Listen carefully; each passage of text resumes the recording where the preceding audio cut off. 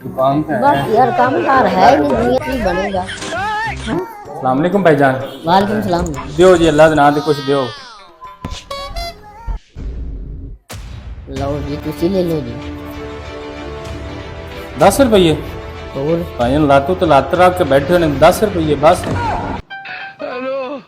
भाईजान तुसी चलेगा। दियो जी अल्लाह दे नाम ते दियो कुछ।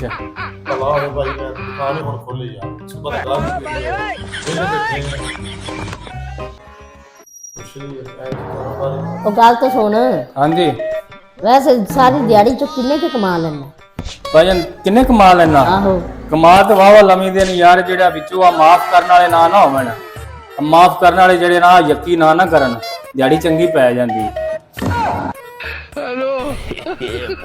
माफ करने वाले यकी कर देन विचों ये ना करन ते चंगी दिहाड़ी पै जांदी है। ਮੰਗਣ ਵਾਲਾ ਤਾਂ ਵੇਖ ਦੱਸ ਯਾਰ, ਚਲ ਮੰਗਣ ਵਾਲਿਆਂ ਤੇ ਰੋਹ ਬੜਾ ਵਾ ਯਾਰ।